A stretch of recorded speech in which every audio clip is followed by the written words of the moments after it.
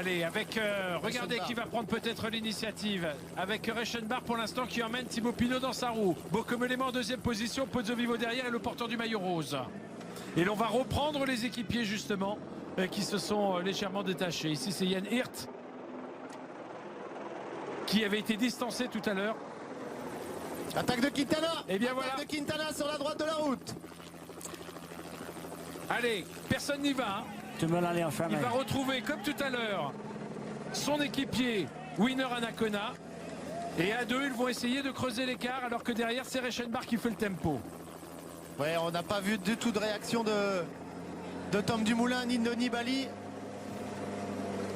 Il va y avoir une double accélération. Pour l'instant, Anacona fait le travail pour le Colombien. Puis il va s'écarter. Le Colombien risque d'accélérer en deux temps. C'est le premier test. Hein, alors qu'effectivement, et on voit derrière les deux coureurs de l'équipe Katusha, Ilnur Zakarin et Robert Kizerlowski, qui ne sont peut-être pas au mieux. Ils font un peu de boulot pour Dumoulin, ce qui est un peu bizarre. Ils auraient dû, Thibaut aurait dû essayer à un moment d'aller avec Quintana, mais là, ils font le boulot pour Dumoulin. Jérôme, est-ce que si Reichenbach roule actuellement, ce n'est pas peut-être le signe que Thibaut Pinot se sent mieux maintenant dans cette ascension? Tout à fait, c'est une bonne information. Ça veut dire que Thibaut se sent bien. Et ça veut dire surtout qu'on joue la gagne de l'étape aussi pour Thibaut Pinot, qui veut limiter la casse et pourquoi pas aller s'imposer au sprint dans cette étape aujourd'hui, ou en tout cas en petit comité. Donc effectivement, c'est qu'il doit bien, il doit aller mieux, hein, Thibaut, sinon il n'aurait pas donné le. Mais il doit bien se partir aussi, parce que s'il laisse partir trop loin Quintana, il ne va jamais le chercher. Mais pour l'instant, en tout cas, on ne creuse pas beaucoup en ce qui concerne Quintana et Winner Anacona par rapport au groupe Maillot Rose, alors que là on revient sur la tête de la course avec bien sûr Mikel Landa qui fait le tempo devant TJ Van Garderen dans cette ascension de Pontives.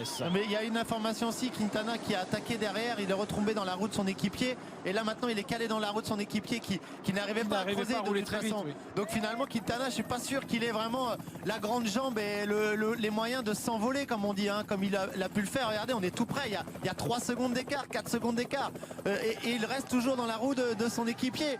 Donc finalement est-ce que Quintana est capable de faire mieux que ça? C'est une attaque en carton, c'est ça que vous voulez nous dire? Non, parce que là il essaye, il sait bien, il tente, mais on sent que c'est dur physiquement.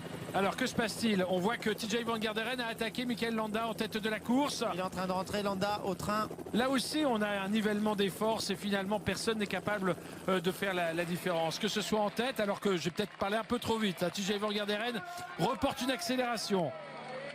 Mikel Landa ne lâche pas l'affaire et Quintana est toujours là. Ça y est, il n'a plus Anacona. Alors, Nairo Quintana maintenant qui se retrouve tout seul et qui va peut-être accélérer l'allure. On a toujours Sébastien Reichenbach qui est derrière.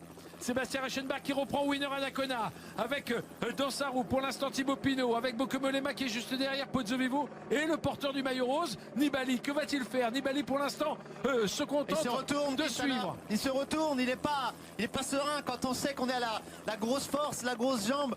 On attaque et on ne se retourne pas, surtout Quintana, il sait que quand il est supérieur aux autres en montagne, il fait des grosses différences, mais là il sent qu'il ne peut pas creuser et il ne va pas creuser Quintana. On est à 1 km 600 du sommet. Vous êtes d'accord Stéphane Roche avec ce que vient de dire Jérôme Pinot? Quelle impression vous fait actuellement le coureur colombien? Oui, j'ai dit à Jérôme déjà depuis 20 minutes que Quintana n'est pas bien.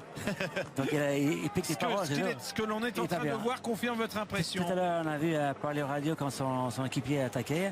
Et il a tardé après pour aller chercher. Mais personne n'a l'air souverain là quand même. Non, là c'est vraiment au courage. Tout le monde est au même niveau. Tout le monde est au courage. Tout le monde est fatigué. Tout le monde a la fatigue de 3 semaines. L'étape à 36 km/h de moyenne avec l'école qui est sur le parcours, ils sont fatigués. Donc là, ce serait vraiment tout au courage. Et vous voyez Nibali qui est dans la roue de Tom Dumoulin, Kreuzweig qui est dans la roue de Nibali. Et quel travail de Sébastien Reichenbach, le Suisse, quel travail. Regardez, il est en train de contrôler et d'étouffer l'attaque de Nairo Quintana. Quel équipier modèle ce Sébastien Quintana. Et il l'a compris Nairo Quintana, il a compris qu'il ne pourrait pas lâcher à la pédale ses adversaires aujourd'hui. Et là c'est un échec cuisant pour celui qui est considéré comme le meilleur grimpeur dans ce Giro.